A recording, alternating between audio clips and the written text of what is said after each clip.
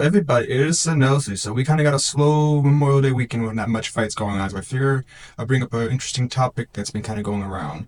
So I was just thinking about the idea that boxing after the 90s has been slowly dying off.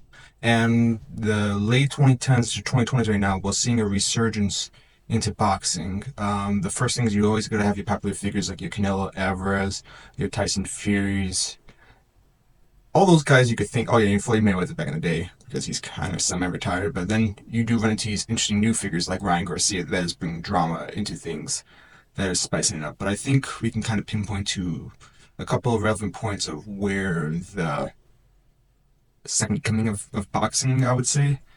So the first thought I had when I really looked into this, kind of going down the rabbit hole, is the first taste of that was, and people are gonna really hate this, Jake Paul and Logan Paul in particular kind of linked this up. If you guys are not familiar, the whole thing was a thing in Manchester Arena back in 2018 with Logan Paul versus KSI. Those two, ironically, those two are now in $1 billion business, but they fought each other. And on that same thing, Logan Paul also had Jake Paul fight there as well. So he was involved in that setup. But I mention this because influencers have slowly integrated the sport. And because of things like that, you end up running into things like Misfit Boxing, which KSI founded the thing, and he ended up bringing some really odd events. So influencers have definitely been a thing, and with Jake Paul in particular, he's been resurging the sport with his antics and the money he's been producing down for people. It's particularly ex-UFC fighters. I mean, his first early fights were against scrubs, like people like Nate Robinson. But then you start running into scenarios where he fought former champions like Ben Askren, Tylen Woodley, two fights with them, Anderson Silva.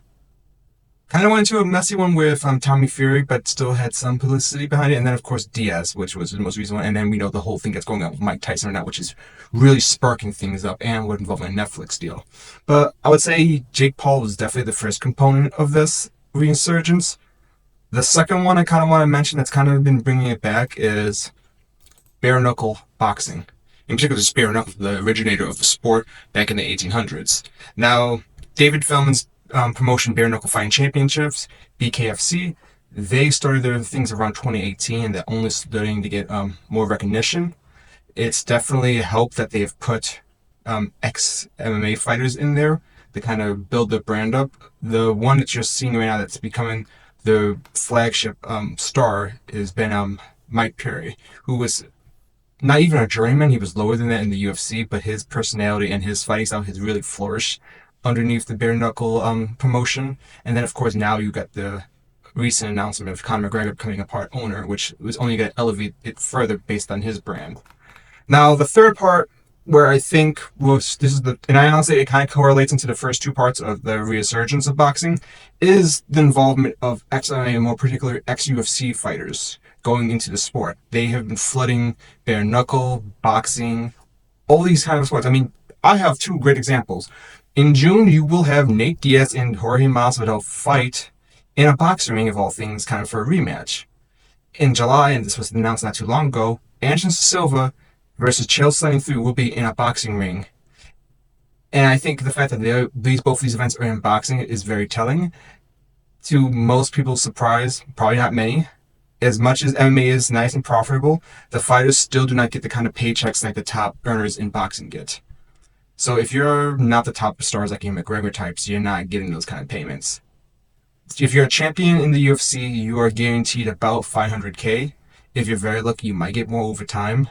But most of these people who, like, for example, the Jake Paul example, people like Askren, Woodley, and them, they got paid after pay-per-view buys and everything else, at least $1 million plus. And then all these people were not longer fighting in the UFC, or kind of went through a downward spiral. You have people like Mike Perry, he went into the sport. You have people, ex-stars like Rockhold, that is going to Eddie Alvarez, John Dobson, Ben Rothwell in bare knuckle.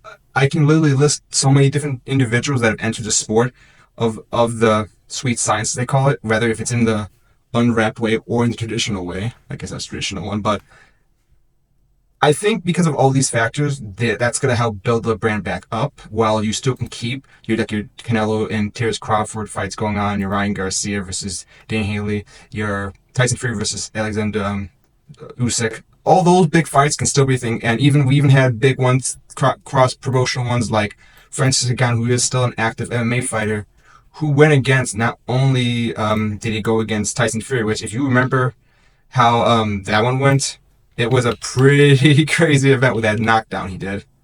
And then, of course, we know, unfortunately, the tragic rematch, this fight he had just had against Anthony Joshua, who unfortunately made him look like a scrub and puts into question a lot of things. But then, let's be honest with ourselves. I say everything started off with the KSI and stuff like all that, but the real culprit for good and bad definitely has to be Floyd Mayweather and Conor McGregor and how big of a spectacle that was. So it goes back to you, Conor McGregor, I swear. But regardless, I just figured to make a quick video kind of analyzing that. I want to see what you guys' opinions. Do you guys think the sport of boxing is in its resurgence? Do you think it's just still slowly dying off and is using these small vintages or themes to keep it going? Leave your comments, let me know, like, subscribe, and hopefully we get back to the fights very soon. Remember, UFC 302 following weekend. I'll see you guys then. Peace.